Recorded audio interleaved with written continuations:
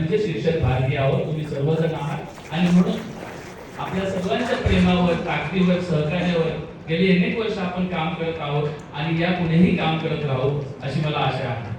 त्यासाठी आपल्या सर्वांची साथ लागेल. ज्या ज्या ठिकाणी अन्याय आहे, ज्या ज्या ठिकाणी विषमता आहे, त्या ठिकाणी शिक्षक भारती उभी राहते.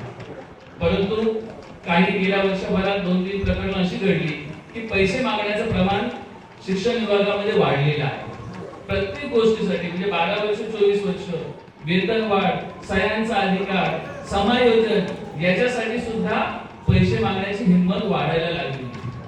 गेली 18 वर्षात ही हिंमत कधी झाली नव्हती, कारण की त्यांना जाब विचारणारे आपले प्रतिनिधी सभागृहात होते. परंतु आता जे निवडून आले तेच त्यांना सामील झालेले आहेत. हे मी सांगत नाही, आमच्याकडे ऑफिसमध्ये ज्या वेगवेगळ्या घटना येतात त्याच्यावरून कळतं. 2 दिवसापूर्वी एक महिला आली होती, तिचं ऍप्रोल अडकलं होतं. शिक्षण निरीक्षकांना मी फोन केला आणि त्यांनी तिला सांगितलं की बुधवारी तुम्हाला ऍप्रोल मिळेल. पण त्यांच्यासोबत अजून 2 जणींचे ऍप्रोल होतं. त्या शाळेत गेल्यानंतर त्यांनी सांगितलं की मला ऍप्रोल मिळालं आणि मला काहीच द्यावं लागलं नाही. तर त्या बिचाऱ्या 2 भगिनींना विश्वास बसत नव्हता की असं कसं झालं. म्हणून त्यांनी स्टाफमध्ये फोन लावून मला फोन केला आणि स्पीकरवर फोन टाकला. त्या दोघींना विश्वास बसत नव्हता की असं कसं झालं. मी त्या दोघींना सांगितलं की तुम्ही फक्त आणि फक्त एक अर्ज कपिल पाटील साहेबांच्या ऑफिसमध्ये आणून द्या. शिक्षक भारतीकडे अर्ज द्या आणि कुठेही जाऊ नका, कोणालाही 1 रुपया देऊ नका, तुमचा ऍप्रोल तुमच्यापर्यंत येईल.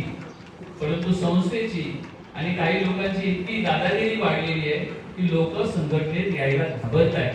त्यांनी सांगितलं सर वाटल्यास आम्ही तुम्हाला पैसे पाठवतो पण आम्हाला बोलवू नका. म्हणजे मानसिकता काय झाली आहे बघा. देणारे आहे म्हणून घेणारे आहे. म्हणून आपण थोडंसं अलर्ट राहिलं पाहिजे. थोडा वेळ जाईल परंतु मी कोणालाही 1 रुपया देणार नाही. आणि आता नेहमी प्रेमावर आणि लोकांच्या सहकार्यावर सुरू आहे. आणि म्हणून आमच्या कल्पनाताईंनी सांगितलं की गेली 18 वर्ष आपण काम केलं परंतु कधी 1 रुपया घेतला नाही. या अधिवेशनात